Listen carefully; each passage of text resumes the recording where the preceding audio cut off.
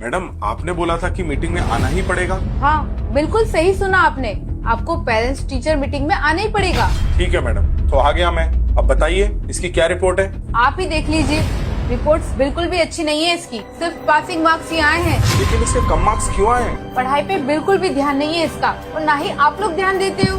देखो मैडम, मैं और मेरी वाइफ हम दोनों वर्किंग हैं। एक्चुअली हमारे पास टाइम ही नहीं है। हम लोग ऑफिस जाते हैं, फिर घर के काम और फिर इसकी स्टडी भी। और आप अभी देख लीजिए, मेरी वाइफ ऑफिस में इतना बिजी है कि वो आ भी नहीं पाई। अगर आप वर्किंग है तो उसकी ट्यूशन लगवा दो ना, कम से कम ट्यूशन में पढ़ेगा तो उसका फ्यूचर तो सिक्योर होगा।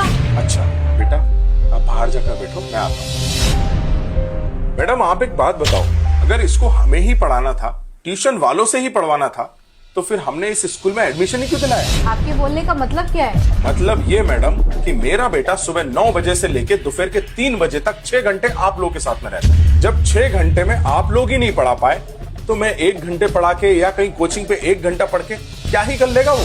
देखिए मेरा मतलब वो नहीं था।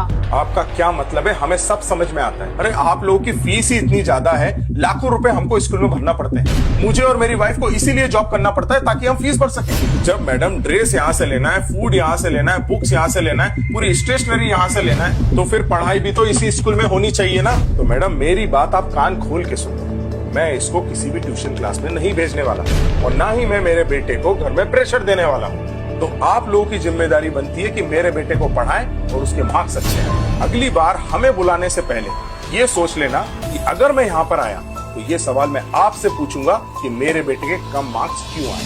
सो madam, I hope you understand my point. This line is not for only my son, this is for all the students.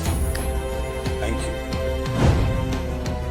दोस्तों एक बात तो बिल्कुल सही है, आजकल के स्कूल्स का ध्यान फीस लेने में है, ना कि बच्चों को पढ़ाने में। अगर मेरी बात सही लगी है ना दोस्तों, तो कमेंट जरूर करिए और शेयर जरूर करिए।